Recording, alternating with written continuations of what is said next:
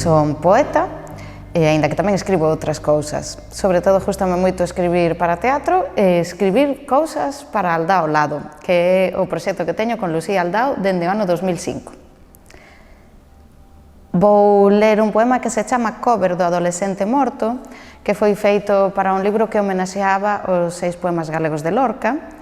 Está baseado, está escrito tomando como referencia un deses 6 poemas galegos de Lorca, en concreto o poema do adolescente morto, por eso o meu se chama Cover do adolescente morto, porque é unha versión.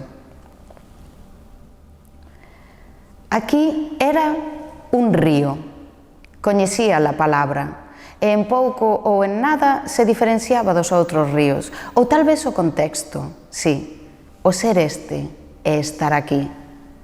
Aquí era a lúa. O seu nome era a moeda de Salomé e velaba os ollos, sancraba entre vellas carballas impávidas, e aquí era un río. A palabra corría de norte a sur, sin chamar por ninguén. Neste punto era tamén o camiño, non propiamente dito, claro, os veciños repetían, non había camiño, non había camiño. Cederon os xuncos o seu último desexo, matáronse os lirios tan brancos por bicar os seus pés de seixo. Entón, era nós, o reflexo dun pronome cos nosos antecedentes. Nós non estábamos realmente aquí, fomos requeridos despois, pola imaxe do río e a da lúa. A lúa, como unha pedra que afunde, escribindo unha canción concéntrica. Nós é a lúa morta no espello que baila, nós é a lúa rota entre as túas mans de truita. Aquí ti eras un risón, non deixabas marchalo a agua abaixo, non lavaba agua a ningún leito, eras unha balsa de malestar punzante. E aquí era un río, era un camiño, era ti, era nós. E todo o cambiaches, mesmo a linguaxe. Vou facer un poema que se chama Poema feito para Safar, aínda que ten outros títulos, depende do día que teña.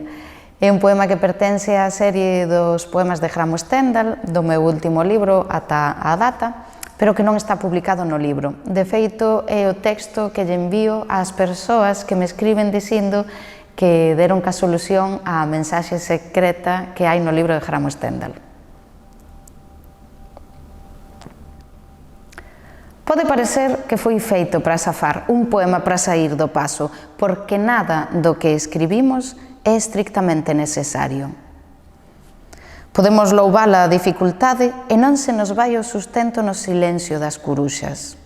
Por exemplo, chegamos a este lago, que é un espello. Podíamos gozar do reflexo inmaculado do ceo, pero preferimos crear esta necesidade e atendela. Pajamos pola pedra e os fragmentos, cantamos ás ondas que o desfiguran. Tirámonos en bomba. Quero dicir, dende sempre hai alguén que ama nunha festa, e iso sabémolo, xente sinxela, que non se alimenta de fantasmas, pero poucas veces reparamos na súa liviandade. É alguén que escolle o fácil. Cambiar de estado é sempre un trauma para a materia, a pel e o pó, a area e o diamante, a cinza e case calquera cousa que arde. Algo que ocorre sen deixar rastro, un crime case perfecto. Pero mesmo esas persoas felices, por veces, vense descubertas polo sol. Un día reparan no vapor de agua a media mañá. A sombra do seu ascenso delátao. E así empezou Macbeth a romper cristais. Ou pensabas logo que ti non sementabas escuridade. Non te agobies.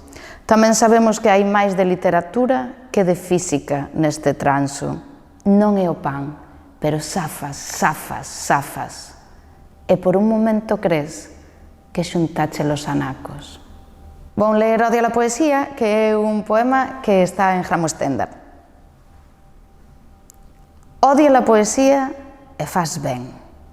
Non hai nada nela que non haxa no pelexo dunha Marta que desaparece entre as amoras. Escribinche unha mensaxe dicindo que un día che había timbrar baixa sen avisar. Nese momento, O que se agarda de ti é que digas, sí, claro, deixe a vida adulta sen resolver e baixes. Admite que ten certo encanto o hedonismo pronunciado de maneira tan retorta. E eu sei que debeses por vela de preto, por lela a noite nos seus ollos de noite sen lúa. Non hai nada de romanticismo nas Martas, todo é puro realismo. Lánzanse sobre ti a maneira de Courbet cando se ve sorprendido pola súa propia desesperación. Que a diferencia de que o movimento delas é dirixido polo seu olfacto. É o fusiño o primeiro co que che miran. Iso é porque enseguida o cheiran. Ese medo que nos paraliza, algúns animais enseguida o cheiran.